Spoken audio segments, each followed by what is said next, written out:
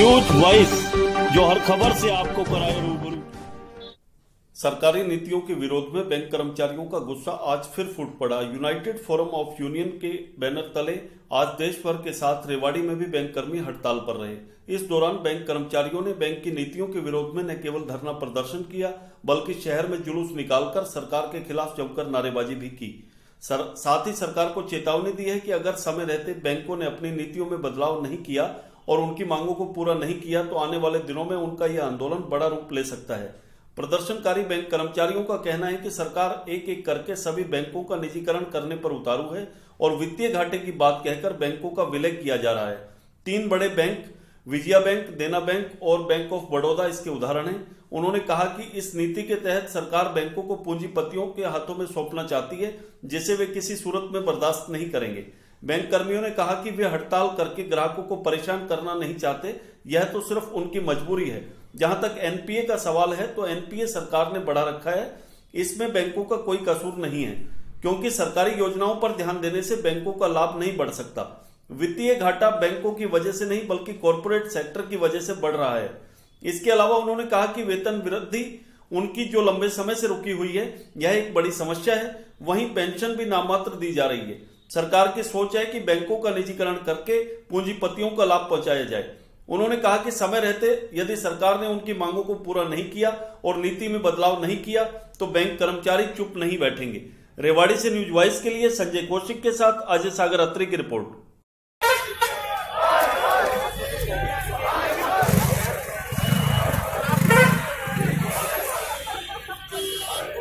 Bank की नीतियों के खिलाफ। बैंक की नीति ये है कि बैंकों को मर्जर किया जाए, विलय किया जाए और बैंक सरकार की नीति ये है कि धीरे धीरे इनको सबको विलय करके इनको 5 राष्ट्र के बड़े बैंक बना दिए जाए और जब 5 कर देंगे तो धीरे धीरे 1 कर देंगे, फिर 1 से 0 पा जाएंगे। इनका पूरा मकसद ये है सारे बैंकों को प्राइवेटाइजेशन किया जाए और प्राइवेट बैंक हो जाएंगे तो उसके बाद रिलायंस, अडानी जैसे उद्योग घराने के जो लोग हैं वो इस बैंकिंग क्षेत्र में आगे आ जाएंगे और आम जनता को जो आज बैंकिंग सुविधाएं मिल रही हैं वो सुविधाएं नहीं मिल पाएगी। और दूसरा हमारा एक मुद्दा है, हमारा वेतन जो वृद्धि जो होनी थी 1 नवंबर 2017 में, वो 1 साल अभी से तक हुआ है, 1 साल से ऊपर चला गया।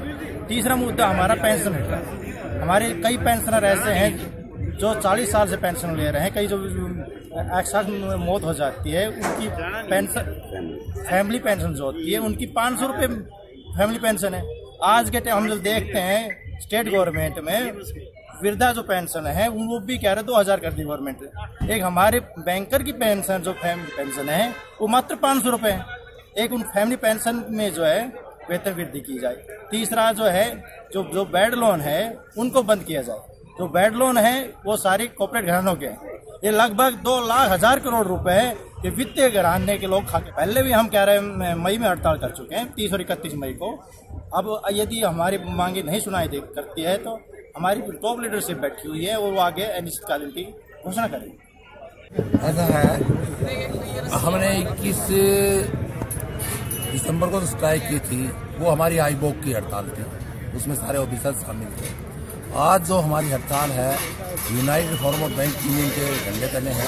इसमें 9 एसोसिएशन, इसमें आवाज स्टाफ यानी कि क्लरिकल स्टाफ और ऑफिस स्टाफ सारे शामिल हैं। और जो हमारा मेन मुद्दा है, हमारे जो 3 बैंक है उनको एक किया था, बैंक ऑफ बड़ौदा, देना बैंक, विजया बैंक, इनको एक किया जा रहा है। इस तरह से ये कुठारा का हाथ है और धीरे धीरे सबको, जैसे ये तो कह रहे हैं भाई हमें तो राज्य छोटे होने चाहिए ताकि तरक्की ज्यादा हो, डिस्ट्रिक्ट छोटे होने ताकि तरक्की ज्यादा हो, तो इसी तरह बैंक भी अगर छोटे हो तो तरक्की ज्यादा होगी, हमारे कंपटीशन हमारा ज्यादा रहेगा, हम पब्लिक हित में ज्यादा सेवा कर पाएंगे, पब्लिक अच्छी सेवा कर पाएंगे। तो ये जो सरकार का जो डिसीजन है इनके खिलाफ हमारा ये प्रदर्शन है। दूसरा कहती है कि एनपीए जो बढ़ा रखा है वो सरकार ने बढ़ा रखा है, बैंक वालों का इसमें कोई कसूर नहीं है। अपनी जो ये बीच में जन धन योजना है और दूसरी योजनाएं लागू कर देती है, जिसके लिए हमारा जो एनर्जी है वो 70% इन योजनाओं के नीचे चली जाती है।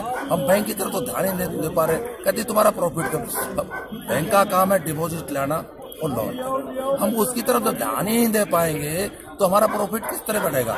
हम तो सरकार की योजनाएं लागू करने में लगे रहते हैं। ग्राहकों हम ग्राहकों को परेशान करें, खुश नहीं।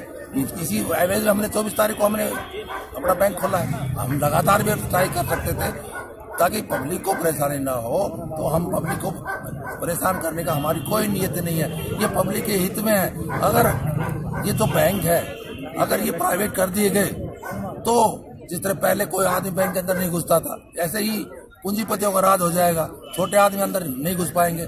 हम पब्लिक के लिए कर रहे हैं कि एक आम से आम नागरिक को जो बैंकिंग की सेवाएं सारी उनको मिले। हम पब्लिक के लिए ऐसा कर रहे हैं। अभी क्या कुछ मांगे आप लोग? अपने जो वित्त मंत्री है उन्होंने 80,000 करोड़ रुपए नहीं, वित्तीय घाटा हमारा 73.50% जो घाटा है वो कॉर्पोरेट सेक्टर का है। और कॉर्पोरेट सेक्टर को ये कह देते हैं कि हमारा इनका एनपीए में हमारा एनपीए में चला जाता है। बैंक का घाटा है ही नहीं।